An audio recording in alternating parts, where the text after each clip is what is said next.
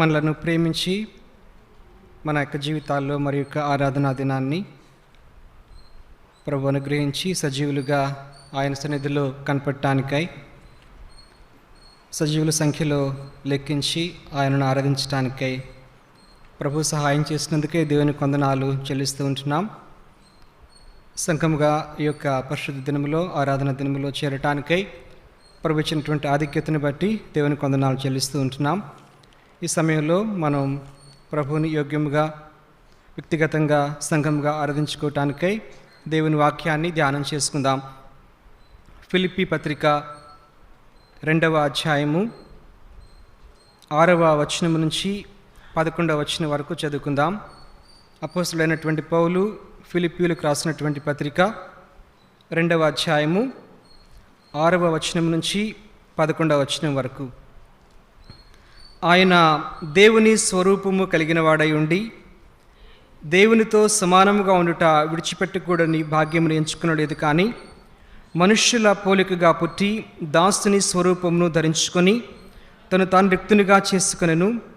మరియు ఆయన ఆకారమందు మనుష్యుడిగా కనబడి మరణము పొందినంతగా, అనగా శిలువ మరణం పొందినంతగా విధేయత చూపినవాడై తను తాను తగ్గించుకొనెను.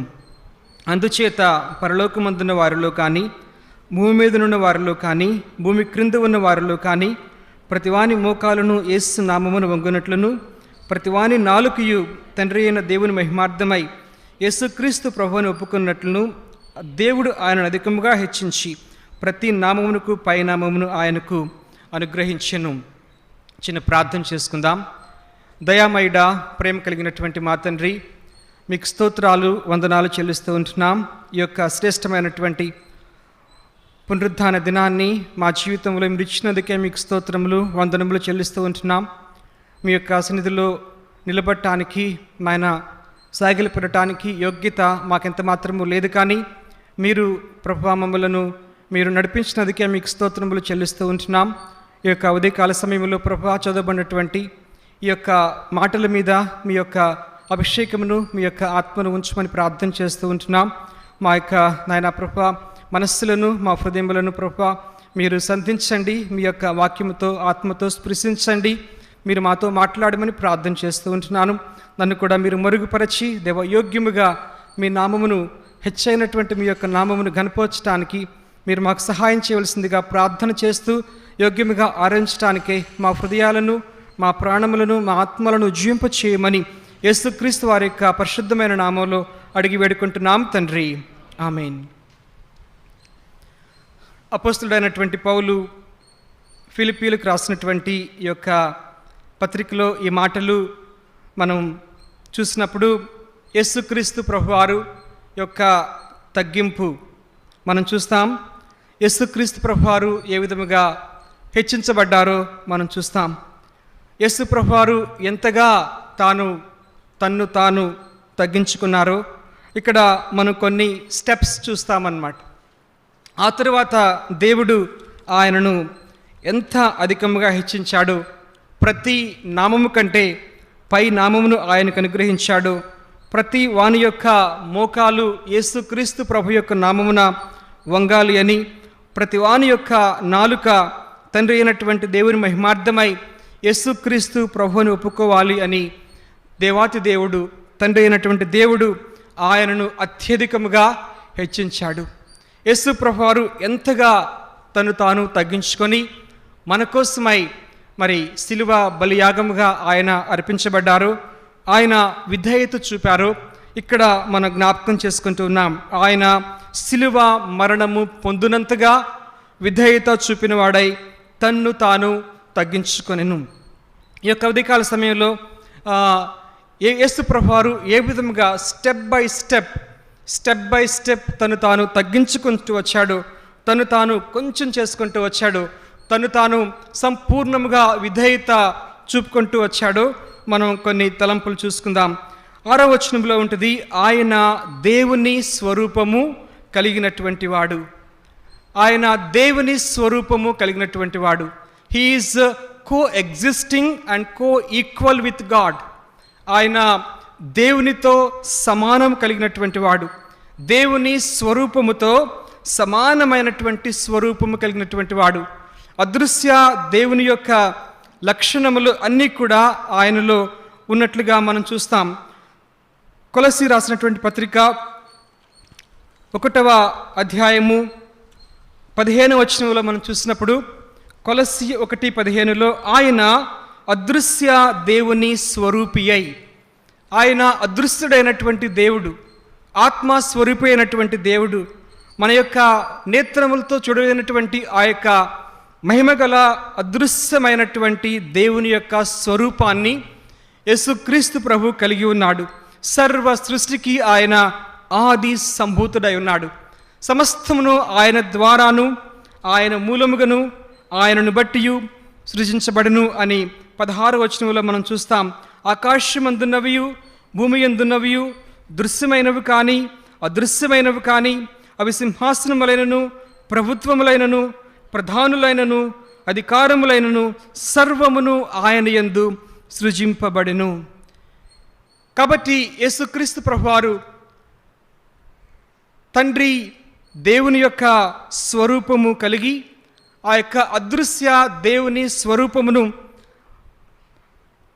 తన యొక్క క్యారెక్టర్లో, తన యొక్క నేచర్లో ఆ యొక్క సమస్తమైనటువంటి గుణగణములు ధరించి దేవుని స్వరూపిగా ఉన్నాడు అన్నమాట.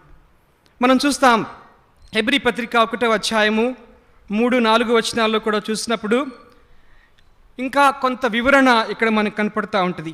ఆయన ఎవరు అంటే యేసుక్రీస్తు ప్రభు, ఆయన దేవుని మహిమ యొక్క తేజస్సు, ఆయన మహిమను ప్రతిబింబించేటువంటి దేవుడు.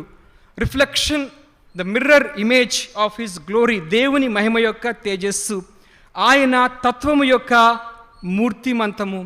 ఆయన యొక్క తత్వము అంటే ఆయన యొక్క నేచర్, ఆయన యొక్క క్యారెక్టర్, దేవుని యొక్క ప్రేమ ఎలాంటిదో, దేవుని యొక్క కరుణ ఎలాంటిదో, దేవుని యొక్క జాలి ఎలాంటిదో, ఆయన యొక్క దీర్ఘశాంతము ఎలాంటిదో, ఆయన యొక్క పరిశుద్ధత ఎలాంటిదో, ఆయన యొక్క మరి నమ్మకత్వం ఎలాంటిదో, దేవుని యొక్క ప్రతి ఒక్క లక్షణాన్ని కూడాను యేసుక్రీస్తు ప్రభు ఒక ఇమేజ్గా, ఒక ప్రతిబింబముగా ఆయన మరి తన యొక్క క్యారెక్టర్లో, తన యొక్క నేచర్లో యేసుక్రీస్తు ప్రభు వారు పొందుపరుచుకొని ఉన్నారన్నమాట.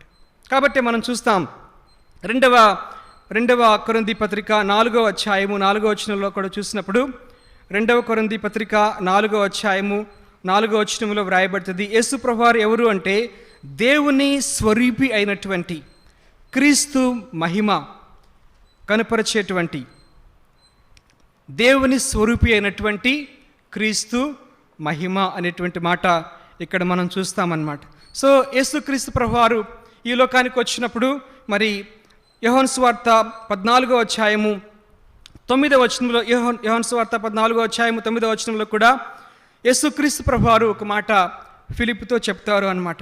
ఆ యొక్క మాట చాలా అద్భుతమైనటువంటి మాట. ఫిలిప్పు ఏమని అడుగుతాడు అంటే, దేవా ప్రభువా, మాకు తండ్రిని కనపరచుము, అంతే చాలును అని ఫిలిప్పు యేసుక్రీస్తు ప్రభువారితో చెప్పినప్పుడు యేసు ప్రభువారు అంటారు, నన్ను చూచినవాడు తండ్రిని చూచి ఉన్నాడు. ఇది ఒక అద్భుతమైనటువంటి స్టేట్మెంట్ అన్నమాట.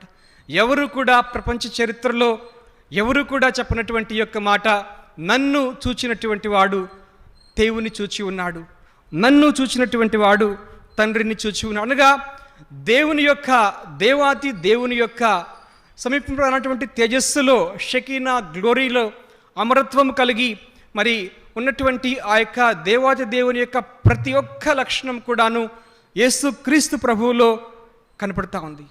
కాబట్టి చెప్పాడు యేసు ప్రభువారు, ఒక ధైర్యంగా మరి స్టేట్మెంట్ ఇచ్చాడు, నన్ను చూచినటువంటి వాడు తండ్రిని చూచి ఉన్నాడు. అనగా ఫిజికల్గా కాదు కానీ, బట్ యేసుక్రీస్తు ప్రభువారి దగ్గరకు వచ్చినప్పుడు, ఆయన అర్థం చేసుకున్నప్పుడు, ఆయనను గమనించినప్పుడు, ఆయనను గుర్తించినప్పుడు, ఆయనలో ఉన్నటువంటి ప్రతి ఒక్క లక్షణం కూడాను యేసుక్రీస్తు ప్రభు యొక్క నేచర్, దేవుని యొక్క నేచర్ను, క్యారెక్టర్ను అది ప్రస్ఫుటముగా బయలుపరుస్తూ ఉంది అన్నమాట. కాబట్టి యోహాను సువార్త 1వ అధ్యాయం 18వ వచనంలో కూడా మనం చూస్తాము, ఎవడును ఎప్పుడైనను దేవుని చూడలేదు కానీ తండ్రి రొమ్మున ఉన్నటువంటి అద్వితీయ కుమారుడు ఆయనను బయలుపరిచాడు. యేసుక్రీస్తు ప్రభువారు ఎంతగా దేవుణ్ణి బయలుపరిచాడు అంటే సంపూర్ణంగా అన్నమాట. ఎలాంటి సంశయం లేకుండా, ఎలాంటి డౌట్ లేకుండా నిజమైనటువంటి దేవుడు ఎవరు, జీవం కలిగినటువంటి దేవుడు ఎవరు, సృష్టికర్త అయినటువంటి దేవుడు ఎవరు, ప్రేమ కలిగినటువంటి దేవుడు ఎవరు, పరిశుద్ధుడు ఎవరు, కృప కలిగినటువంటి దేవుడు ఎవరు అనేటువంటిది మరి యేసు ప్రభువారు తన యొక్క క్యారెక్టర్ ద్వారా, తన యొక్క నేచర్ ద్వారా తండ్రి రొమ్మున ఉన్నటువంటి అద్వితీయ కుమారుడు. He is so close to the father. ఆయన యొక్క భుజం, ఆయన యొక్క రొమ్మును ఆనుకున్నటువంటి, co existing and co equal with God the father, తండ్రి అయినటువంటి దేవుని యొక్క రొమ్మున ఆనుకున్నటువంటి ఆ యొక్క అద్వితీయ కుమారుడు దేవుణ్ణి మన కోసమై బయలుపరిచాడు. కాబట్టి ఈ యొక్క తగ్గింపులో మొట్టమొదటి మనం ఏం చూస్తూ ఉన్నామంటే యేసుక్రీస్తు ప్రభువారు ఆయన దేవుని స్వరూపము కలిగినటువంటి వాడు. అంత మాత్రమే కాదు కానీ దేవునితో సమానుడు. అనగా మనం చూసినప్పుడు మరి ఆ యొక్క త్రిత్వములో పొజిషనల్గా చూస్తే they are all co equal. అందరూ కూడా తండ్రి అయినటువంటి దేవుడు, కుమారుడు అయినటువంటి యేసుక్రీస్తు ప్రభు, పరిశుద్ధాత్ముడు, they are all co equal. But ఫంక్షనల్గా చూస్తే కుమారుడు తండ్రికి అన్ని విషయములలో కూడా విధేయత చూపుతూ వచ్చాడు. మరణము పొందినంతగా, అనగా శిలువ మరణం పొందినంతగా ఆయన తను తాను తగ్గించుకున్నాడు. This is the first step. ఆయన భూలోకానికి రాకముందు, యేసు ప్రభువారు భూలోకానికి రాకముందు ఆయన ఎవరు అంటే ఆయన దేవుని స్వరూపము కలిగినటువంటి వాడు, మహామహిమలో ఉన్నటువంటి దేవుడు. ఏ యొక్క నరుడు కూడా చూడలేనటువంటి మరి ఆ యొక్క తేజస్సు కలిగినటువంటి ఆ యొక్క దేవుడు, దేవుని స్వరూపమును కలిగి దేవునితో కూడా సమానుడుగా ఉన్నటువంటి కుమారుడైనటువంటి యేసుక్రీస్తు ప్రభు. సో యేసు ఆయన తను తగ్గించుకున్నప్పుడు అక్కడ వ్రాయబడింది 7వ వచనంలో ఆయన మనుష్యుల పోలికగా పుట్టి. సో రెండవ స్టెప్ ఏంటి అంటే మనుష్యుని యొక్క పోలిక, అలాగా మనుష్యుని యొక్క స్వరూపము. మొదటిది దేవుని యొక్క స్వరూపము, రెండవది మనుష్యుని యొక్క స్వరూపము. యేసుక్రీస్తు ప్రభువారు ఈ యొక్క లోకంలోనికి వచ్చినప్పుడు ఆయన తను తాను మనుష్య కుమారుడిగా చెప్పుకున్నాడు. That is a favourite phrase, favourite word of Jesus Christ. తను తాను గురించి చెప్పుకోవాలి అంటే నేను మనుష్య కుమారుడిగా. గాస్పెల్స్లో చూసినప్పుడు 4 గాస్పెల్స్లో దాదాపు 80 సార్లు ఈ యొక్క మనుష్య కుమారుడు అనేటువంటి మాట మనం చూస్తాం. మత్తయి సువార్తలో 32 సార్లు వ్రాయబడింది, మార్కు సువార్తలో 14 సార్లు వ్రాయబడింది, లూకా సువార్తలో 26 సార్లు వ్రాయబడింది, యోహాను సువార్తలో 10 సార్లు వ్రాయబడింది. కాబట్టి క్రొత్త నిబంధనలో 4 సువార్తలలో దాదాపు 80 సార్లు యేసుక్రీస్తు ప్రభువారు తన గురించి తాను చెప్పుకున్నటువంటి మాట ఏంటి అంటే మనుష్య కుమారుడు, మనుష్య స్వరూపమును ధరించుకున్నటువంటి కుమారుడు. హెబ్రీ పత్రికలో మనం చూస్తాం 2వ అధ్యాయము 16వ వచనంలో చూసినప్పుడు, హెబ్రీ 2:16లో మధ్య భాగంలో ఉంటుంది, ఆయన అబ్రహాము సంతాన స్వభావమును ధరించుకున్నాడు. దేవదూతల స్వభావమును ఎంత మాత్రమును ధరించుకొనక ఆయన అబ్రహాము సంతాన స్వభావము, దేవుని యొక్క స్వరూపములో దేవుని యొక్క స్వభావము కలిగి దేవునితో సమానుడుగా ఉన్నటువంటి యేసుక్రీస్తు ప్రభు యేసయ్య మన కోసమై ఆయన అబ్రహాము సంతాన స్వభావమును ధరించుకున్నాడు. అంత మాత్రమే కాదు కానీ 2వ అధ్యాయములో 17వ వచనంలో చూసినప్పుడు, చివరి భాగంలో చూసినప్పుడు అన్ని విషయములలో అతడు తన సహోదరుల వంటి వాడు కావలసి వచ్చిన వెరీ వెరీ ఇంపార్టెంట్ వర్డ్. అన్ని విషయములలో తన సహోదరుల వంటి వాడు. అన్ని విషయములలో కూడా మనలాంటి వాడు కావలసి వచ్చింది. తండ్రి కుమారుణ్ణి ఈ లోకానికి పంపించినప్పుడు కుమారుడు తండ్రి దగ్గర, తండ్రి నేను భూలోకానికి నరుడుగా వెళతాను, మానవ స్వరూపముతో వెళతాను, కానీ నాకు ఈ ఒక్క విషయంలో మినహాయింపు ఇవ్వండి అని కుమారుడు దేవుణ్ణి అడగలేదు. అన్ని విషయములలో కూడా ఆయన తన సహోదరుల వంటి వాడు అయిపోయాడు. ఎలాంటి మినహాయింపు లేకుండా ఆయన మనవలే అయిపోయాడు. మనుష్య కుమారుడిగా ఆయన మారిపోయాడు. ఆయన మనవలే ప్రయాణం వలన అలసిపోయినాడు. మనం చూస్తాం యోహాను సువార్త 4వ అధ్యాయం 6వ వచనంలో ఆయన అలసి ఉన్న రీతినే అక్కడ బావి దగ్గర కూర్చున్నాడు, అలసిపోయినాడు, ఆయన నిద్రపోయినాడు. ఓడ అమరమున ఆయన ఆకలిగా ఉన్నాడు. అంజూరపు చెట్టును చూసినప్పుడు పండ్లు కోసమై ఆయన దప్పికొన్నాడు. యేసుక్రీస్తు ప్రభువారు మనుష్య మానవ స్వరూపంలోనికి వచ్చినప్పుడు అన్ని విషయములలో కూడా మన వంటి వాడే కావలసి వచ్చును. మనం యేసు ప్రభువారి యొక్క నేచర్ను చూసినప్పుడు యేసు ప్రభువారు ఆయన సంపూర్ణమైనటువంటి మానవుడు, సంపూర్ణముగా ఆయన మానవుడు, సంపూర్ణముగా ఆయన దేవుడు అయినప్పటికీ కూడాను దేవత్వం యొక్క సర్వపరిపూర్ణత యేసుక్రీస్తు ప్రభువులో నివసిస్తున్నప్పటికీ కూడాను దేవత్వం యొక్క ఏ ప్రివిలేజ్ కూడాను యేసు ప్రభువారు తన కోసమై దాన్ని వాడుకోలేదు. ఆయన రోగులను బాగు చేసినప్పుడు కానీ, తుఫానును అణచినప్పుడు కానీ, సముద్రమును నిమ్మళింపచేసినప్పుడు కానీ, చనిపోయినటువంటి వారిని బ్రతికించినప్పుడు కానీ, యేసు ప్రభువారు చేసినటువంటి యొక్క ప్రతి అద్భుతము దైవికమైనటువంటి కార్యము కూడాను ఇతరుల కోసమే చేశాడు. తన యొక్క పరిచర్యలో భాగంగా చేశాడు. కానీ తన కోసమై తాను ఆకలిగా ఉన్నప్పుడు రాళ్ళ నుంచి రొట్టెలు చేసుకోలేదు. తాను దప్పిగొన్నప్పుడు బండ నుంచి నీటిని చీల్చుకొని ఆయన తాగలేదు. So for himself he did not do anything, he did not use any of God's power. కాబట్టి ఆయన సంపూర్ణంగా మానవుడిగా మనం ఈ విషయాల్లో చూస్తాం. ఆయన యొక్క సంపూర్ణమైనటువంటి దైవత్వాన్ని when he is ministering to the others we find so clearly అన్నమాట, సంపూర్ణంగా మనం చూస్తాం. కాబట్టి ఇంకొక మాట కూడా మనం చూసినప్పుడు హెబ్రీ పత్రిక 4వ అధ్యాయము 15వ వచనంలో అక్కడ మనం చూస్తాము, సమస్త విషయములలో మనవలే శోధించబడ్డాడు. సమస్తమైనటువంటి విషయములు. కాబట్టి ఈ యొక్క హెబ్రీ 2:17 అలాగే హెబ్రీ 4:15 యొక్క 2 వాక్యాలు మనం చూసినప్పుడు యేసు ప్రభువారి యొక్క మనుష్య స్వరూపము, ఆయన మనుష్య కుమారుడుగా అన్ని విషయములలో తన సహోదరుల వంటి వాడైపోయాడు.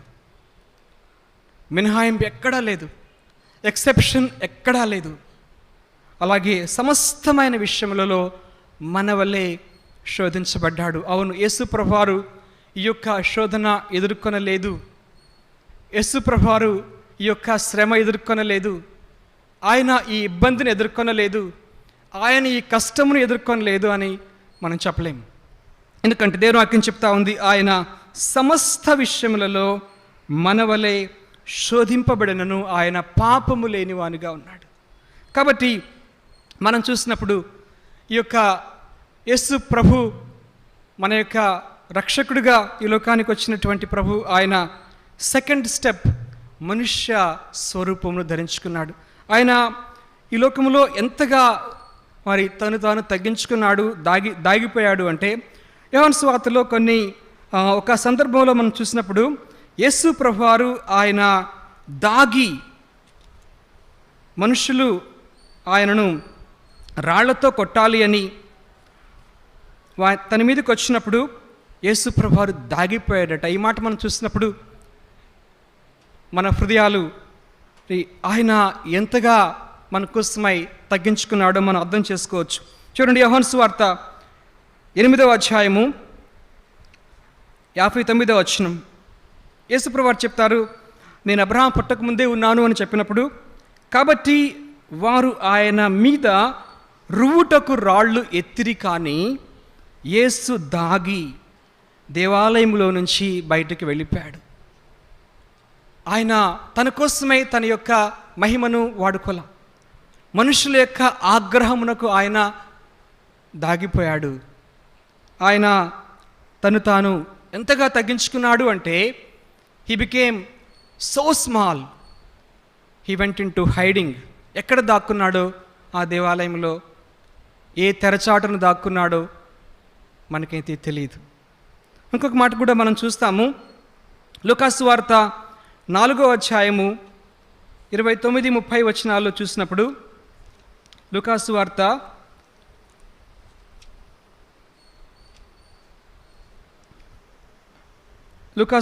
4వ అధ్యాయము 29-30, ఇక్కడ కూడా ప్రజల యొక్క ఆగ్రహాన్ని యేసుప్రభువు వారు ఒక మనుష్య కుమారుడిగా ఆయన భరిస్తూ వస్తున్నాడు. ఆగ్రహముతో వారందరూ కూడా, సమాజ మందిరములో వారందరూ కూడా నిండుకొని ఆయనను పట్టణములో నుంచి వెళ్ళగొట్టి ఆయనను తలక్రిందులుగా పడద్రోయవలనని తమ పట్టణము కట్టబడిన కొండపేటి వరకు ఆయనను తీసుకొని పోయి, అయితే ఆయన వారి మధ్య నుండి దాటి తన మార్గమున వెళ్ళి, what a wonderful statement this is. ఆయన వారి మధ్య నుండి దాటిపోయాడు, ఆయన వారి మధ్యలో దాగిపోయాడు. ఆయన వారికి మరి తాను కనుమరుగు చేసుకున్నాడు. తన యొక్క శక్తిని, మహిమను, సామర్థ్యాన్ని వారి మీద ఏమాత్రం కూడా చూపించలేదు. కాబట్టి మనం చూసినప్పుడు ఆయన సమస్త విషయములలో కూడా శోధించబడినటువంటి వాడుగా ఉన్నాడు. He was tried and tested in everything అన్నమాట. యేసు ప్రభు యొక్క చూడండి, ప్రతి మాట కూడాను పరిసయ్యులు, సద్దూకైలు, ఇంకా మిగిలినటువంటి శాస్త్రులు వారందరూ కూడా ఎంతో పరీక్షించారు. ఆయన ఒక్క మాటలో, ఒక్క వాక్యములో తప్పు పట్టచ్చు అని, తప్పు పడదాము అని. He was so tried and tested. అందుకని మనం చూస్తాం, యెషయా గ్రంథము 28వ అధ్యాయం 16వ వచనంలో ఆయన గురించి వ్రాయబడుతుంది, ఆయన పరిశోధించబడినటువంటి రాయి అన్నమాట. యేసుప్రభువు వారి యొక్క ఇంటెన్షన్స్, యేసుప్రభువు వారి యొక్క మాటలు, యేసుప్రభువు వారి యొక్క పని, యేసుప్రభువు వారి యొక్క పరిచర్య, యేసుప్రభువు వారి యొక్క అధికారము, యేసుప్రభువు వారి యొక్క అద్భుతములు, అవన్నీ కూడాను క్వశ్చన్ చేయబడ్డాయి, అవన్నీ కూడాను పరీక్షించబడ్డాయి. కాబట్టి ఆయన చాలా పరిశోధించబడినటువంటి రాయిగా ఉండి మన కోసమై మరి ఆయన మనుష్య కుమారుడిగా మానవ స్వభావమును ధరించుకొని ఈ యొక్క లోకములో మన కోసమై జీవించాడనమాట. This is the second step. 3వ స్టెప్ మనం చూసినప్పుడు ఫిలిప్పీ పత్రిక 2వ అధ్యాయము, అక్కడ మనం చూస్తాము 7వ వచనంలో, దాసుని స్వరూపమును ధరించుకొని. సో మొదటిది దేవుని యొక్క స్వరూపము, రెండవది మనుష్యు యొక్క స్వరూపము, మూడవది దాసుని స్వరూపము. యేసుప్రభువు వారు మనందరి వలె ఆయన అబ్రహాము సంతాన స్వభావంలోనికి వచ్చాడు. మనుష్యునిగా ఆయన పుట్టాడు. కానీ మనుష్యులలో ఇంకా తగ్గిపోయినటువంటి, చాలా తగ్గించుకున్నటువంటి క్లాస్ దాసులు, పనిచేసేటువంటి వాళ్ళు. బైబిల్లో మనం చూస్తాం, మరి సర్వెంట్, స్లేవ్, బాండ్ సర్వెంట్ అనగా మరి సేవకుడు, పనివాడు, లేక దాసుడు, లేక బాండ్ సర్వెంట్ అంటే కట్టు బానిసగా అన్నమాట. యేసుక్రీస్తు ప్రభువారు మరి ఎలాంటి ప్రివిలేజెస్ లేనటువంటి ఒక దాసుడుగా, మరి ఓనర్కి ప్రాపర్టీ ఆఫ్ ద ఓనర్గా, తన యజమానునికి ఒక స్వంత ఆస్తి అయిపోయినటువంటి దాసుడుగా ఆయన దాసుని స్వరూపమును యేసు ప్రభువారు ధరించుకున్నారు. యేసు ప్రభువారు లూకాసు వార్త 22వ అధ్యాయము 27వ వచనంలో ఒక శ్రేష్టమైనటువంటి మాట చెప్తారు. శిష్యులందరూ కూడా మరి ఎవరు గొప్ప, ఎవరు అధిపతిగా ఉండాలి అని వారు తమ్ములు మధ్యలో వారు తర్కించుకుంటూ వివాదం కలిగినప్పుడు యేసుప్రభువారు ఏమంటారు అంటే 27వ వచనంలో, అయినను నేను మీ మధ్య పరిచారము చేయువాని వలె, మీ మధ్య పరిచర్య చేయువాని వలె ఉన్నాను. What a wonderful statement. అయినను నేను మీ మధ్య, ఎస్, నేను ఇలాంటి వాడని, అయినప్పటికీ కూడా నేను మీ మధ్య పరిచర్య చేయువాని వలె. ఆయన దాసుడి వలె ఈ లోకానికి వచ్చాడు. దాసుని స్వరూపమును ఆయన ధరించుకున్నాడు. గ్రీక్లో ఈ యొక్క మాట దాసుడు అనేటువంటి మాట డౌలస్ అనేటువంటి ఒక రూట్ పదము నుంచి వస్తుందన్నమాట. ఈ యొక్క మాట దాదాపు 800 సార్లు దేవుని యొక్క లేఖనాల్లో, వాక్యంలో మనం చూస్తాం. డౌలస్ అనేటువంటి యొక్క మాటకు అర్థం ఏంటి అంటే మరి ఆ యొక్క దాసుడు తన యొక్క బాడీ, తన యొక్క మైండ్ రెండు కూడాను మరి తన యొక్క ఓనర్కి అప్పగిస్తాడనమాట, తన యజమానునికి అప్పగిస్తాడు. అనగా తన యొక్క స్వంతంగా ఎలాంటి డెసిషన్ కూడాను ఆయన తీసుకోడు అనమాట. సో ఈ యొక్క మాటకి అర్థం ఏంటంటే one who gives up himself to another's will, ఇతరుల యొక్క చిత్తము చేయటానికి, ఇతరుల యొక్క అంటే తన ఓనర్, తన యజమానుని యొక్క పని సంపూర్ణంగా చేయటానికి అప్పగించుకున్నటువంటి దాసుడు అనమాట. యేసుప్రభు వారి యొక్క జీవితంలో ఈ యొక్క మాట మనం 100% మనం చూస్తాం. మరి తన యొక్క స్వచిత్తమును చేసుకోవటానికి యేసుప్రభు వారు రాలేదు. తన యొక్క స్వంత మరి నిర్ణయం చొప్పున ఆయన రాలేదు, కానీ మరి దాసుని స్వరూపమును ధరించుకొని ఆయన సమస్తము కూడా తండ్రి చిత్తము జరిగించడానికి గెస్సెమనే తోటలో కూడా తాను ప్రార్థన చేస్తూ ఉన్నప్పుడు భయంకరమైనటువంటి ఆ యొక్క వేదనలో, ఆ యొక్క రోదనలో, సిలువ మరణము, శ్రమలు తన ముందు ఉన్నప్పుడు తండ్రి నా ఇష్టము కాదు, నా చిత్తము కాదు, నీ చిత్తమే జరిగించు అని యేసుప్రభు వారు ప్రార్థన చేశారు.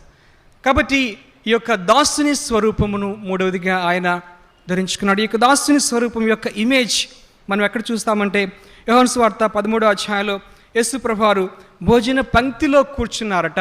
కానీ ఏదో మరలా జ్ఞాపకం వచ్చినట్లుగా ఆయన భోజన పంక్తిలో నుండి లేచి యోహాను సువార్త 13వ అధ్యాయం 4వ వచనంలో ఏదో గుర్తొచ్చింది, ఏదో ఒక పని తాను చేయాలి, ఒక మాదిరి తాను చూపించాలి అని తాను లేచాడు. తన యొక్క పై వస్త్రమును ప్రక్కన పెట్టాడు, ఒక తువ్వాలను తీసుకొని తన నడుమునకు కట్టుకున్నాడు అనమాట. పై వస్త్రము పక్కకి వెళ్ళిపోయింది.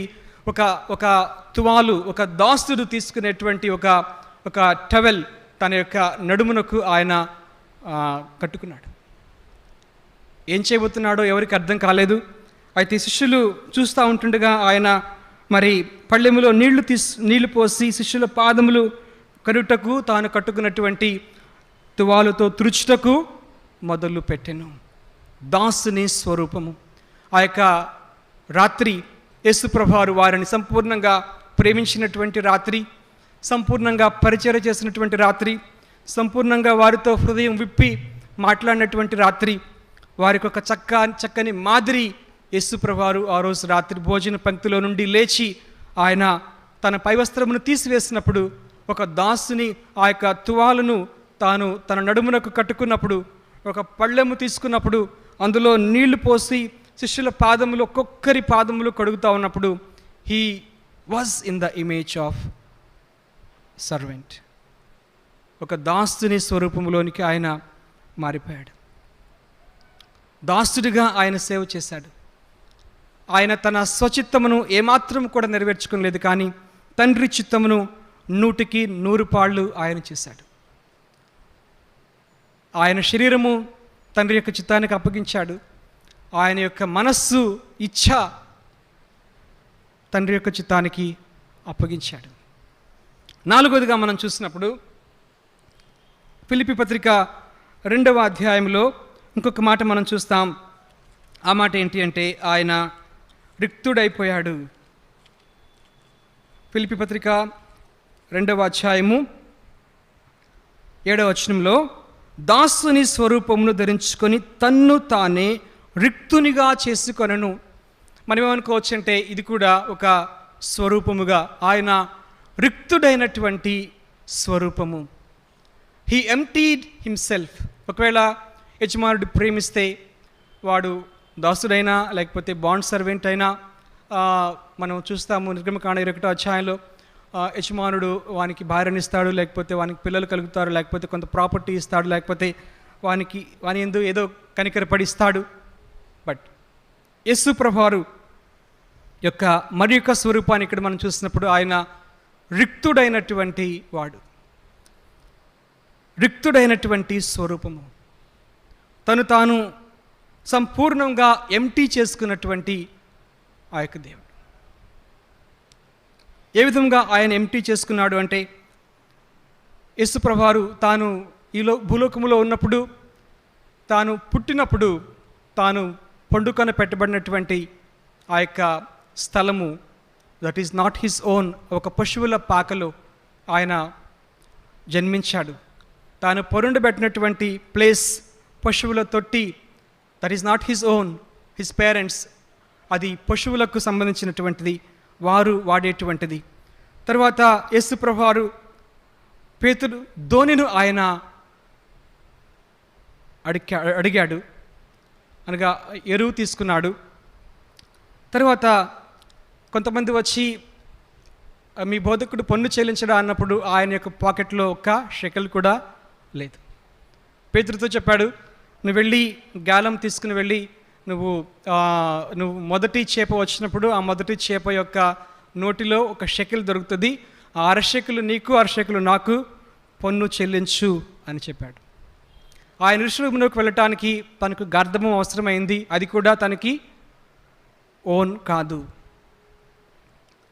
కాబట్టి మత్తయి సువార్త 8:20 యేసుప్రభువు చెప్పాడు, మనుష్య కుమారుడు తలవాల్చుకున్నటకైనను కూడా స్థలము లేదు. నక్కలకు బరులున్నాయి, ఆకాశ పక్షులకు గూళ్ళున్నాయి, కానీ మనుష్య కుమారుడు తల దాల్చుకునటానికి కూడాను స్థలము లేదు. ఆల్ హీ యూస్డ్, ఆయన పుట్టినప్పటి నుంచి మరణించేంత వరకు, మరణించినప్పుడు తాను వాడుకున్నటువంటి సమాధి కూడా అది తనది కాదు. అరిమత్తయి యోసేపు యొక్క సమాధిని వాడుకున్నాడు.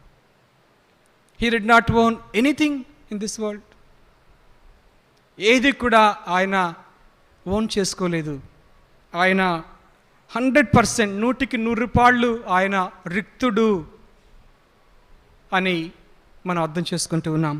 తన్ను తాను రిక్తునిగా, ఒక దాసుని కంటే, ఒక దాసునికైనా ఏవైనా ఇవి నాది నావి అని చెప్పుకోవటానికి ఉంటుందేమో, కానీ దాసుని కంటే ఇంకా తగ్గిపోయినటువంటి స్వరూపము, రిక్తుడైనటువంటి వాని యొక్క స్వరూపము అన్నమాట. ఖాళీ అయిపోయినటువంటి వాడు, సమస్తమును ఎంటీ చేసుకున్నటువంటి స్వరూపాన్ని యేసు ప్రభువులో 4వదిగా ఇక్కడ మనం చూస్తూ ఉంటున్నాం. 5వదిగా చూసినప్పుడు 7వ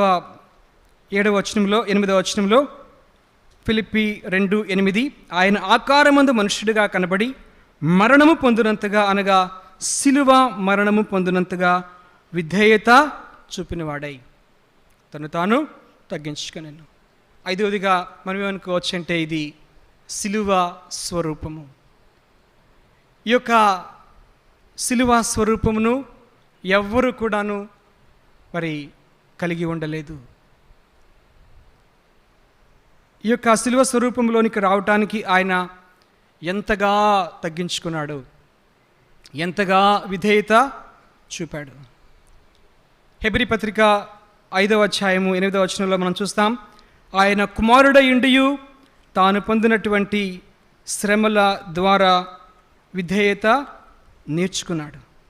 the only thing that Jesus learned during his earthly journey.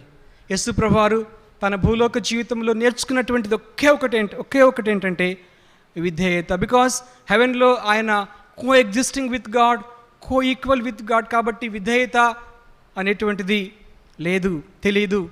కాబట్టి యేసు ప్రభువారు భూలోకములకు వచ్చినప్పుడు ఆయన విధేయతను నేర్చుకున్నాడు, విధేయతకు తను అప్పగించుకున్నాడు. 5వదిగా ఈ సిలువ స్వరూపమును మనం చూస్తూ ఉంటున్నాం.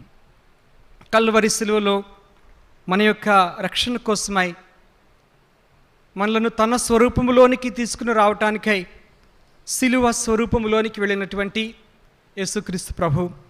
యెషయా గ్రంథము 53వ అధ్యాయంలో మరి ఈ యొక్క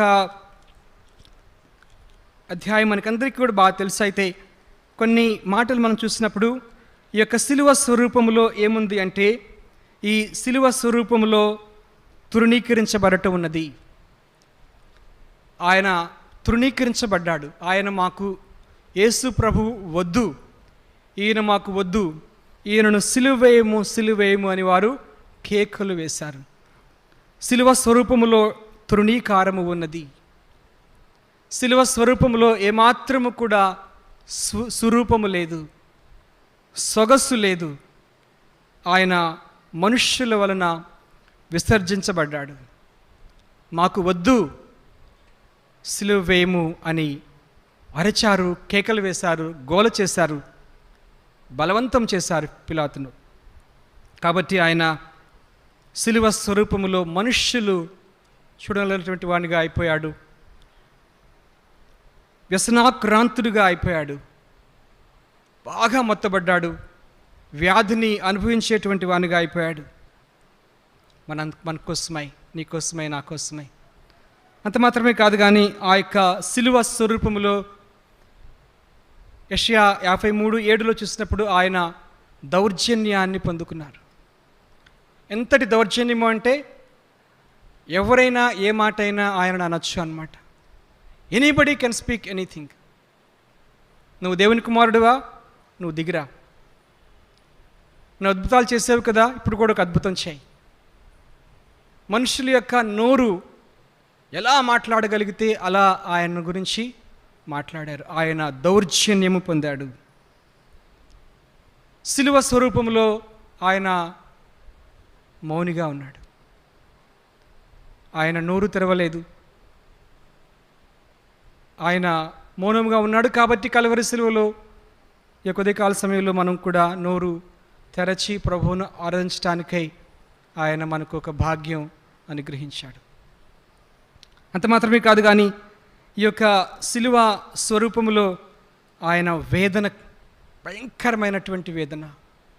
తండ్రి అయినటువంటి దేవుడు ఆ యొక్క వేదన చూచి మనుషుల యొక్క పాపమునకు కరెక్ట్గా ఈక్వల్గా లోకం యొక్క పాపమంతరికి కూడాను కరెక్ట్గా ప్రాయశ్చిత్తం జరిగింది అని తండ్రి కుమారుని యొక్క సిలువ స్వరూపములో, కల్వరి సిలువలో వేలాడుతున్నటువంటి యేసుక్రీస్తు ప్రభు యొక్క ఆ స్వరూపములో ఉన్నటువంటి వేదన చూసి తండ్రి తృప్తి పొందాడు అన్నమాట. ఓకే, సఫిషియంట్ ఆగనీ. తండ్రి తృప్తి పొందేటువంటి వేదన ఈ యొక్క సిలువ స్వరూపములో మనం చూస్తాం. అంత మాత్రమే కాదు కానీ ఈ యొక్క సిలువ స్వరూపములో విజ్ఞాపన ఉన్నది. తన ప్రాణమును ధారబోస్తూ అనేకుల పాపమును భరించుచు తిరుగుబాటు చేసిన వారిని గురించి విజ్ఞాపనము చేసెను అని మనం చూస్తాం. కాబట్టి ఈ యొక్క వాక్య భాగంలో మనం చూసినప్పుడు ఫిలిప్పీ 2వ అధ్యాయము 6వ వచనం నుంచి ఈ యొక్క 11వ వచనం వరకు మనం చూసినప్పుడు ఈ యొక్క 5 images of our Lord Jesus Christ. ఆయన దేవుని స్వరూపము కలిగినటువంటి వాడు. ఎంతగా తగ్గించుకున్నాడు అంటే ఆయన రెండవదిగా మనుష్య స్వరూపంలోనికి వచ్చాడు మన వలె, బట్ మనకంటే తగ్గిపోయాడు, తగ్గించుకున్నాడు. ఆయన మూడవదిగా దాసుని స్వరూపంలోనికి దిగిపోయాడు. తండ్రి యొక్క చిత్తానికి సంపూర్ణముగా అప్పగించుకున్నాడు తన యొక్క బాడీ, తన యొక్క విల్. అంత మాత్రమే కాదు కానీ నాలుగవదిగా రిక్తుని స్వరూపములోనికి ఖాళీ చేసుకున్నటువంటి వానిగా అయిపోయాడు. తన కోసమై తాను ఏది ఇది నాది అని చెప్పుకోనటువంటి వానిగా యేసు ప్రభువుని మనం చూస్తూ ఉంటున్నాం. ఐదవదిగా ఆ సిలువ స్వరూపంలోనికి ఆయన వెళ్ళిపోయాడు. ఆ యొక్క సిలువ స్వరూపంలో ఆయన యొక్క రూపము కొట్టబడినప్పుడు, ఆయన తన స్వరూపాన్ని కోల్పోయినప్పుడు, I remember that he was remembering me. ఆ రూపము కోల్పోయినటువంటి, పాపము చేత నశించిపోయినటువంటి, కొట్టబడినటువంటి, సాతాను చెరిపివేసినటువంటి మన యొక్క జీవితాన్ని మరలా యేసుక్రీస్తు ప్రభువులో ఒక చక్కని రూపాన్ని ఇవ్వటానికి రోమా 8:29 ప్రకారము మరి తన కుమారుడైనటువంటి యేసుక్రీస్తు ప్రభువుతో కూడా సారూప్యము కలిగినటువంటి వారిగా మనలను చేయటానికి ఆయన ఈ విధంగా తాను తగ్గించుకుంటూ వచ్చారు. చివరిగా ఒక మాట మనం జ్ఞాపకం చేసుకుని ముగించుకుందాం. యెషయా గ్రంథము 52వ అధ్యాయము 14వ వచనంలో, యెషయా గ్రంథము 52వ అధ్యాయం 14వ వచనంలో, నిన్ను చూచి ఏ మనిషి రూపము కంటే అతని రూపమును, నర రూపము కంటే అతని రూపమును చాలా వికారమని ఎలాగు విస్మయమందిరో. ఆయన యొక్క రూపమట అనేకులు చూసినప్పుడు విస్మయం కలిగిందట వారికి. ఏ మనిషి రూపము, ఏ నరు రూపము కంటే మరి ఆయన యొక్క రూపము ఆ విధముగా శిలువ స్వరూపములో ఆయన చూసినప్పుడు ప్రజలు విస్మయం పొందారు.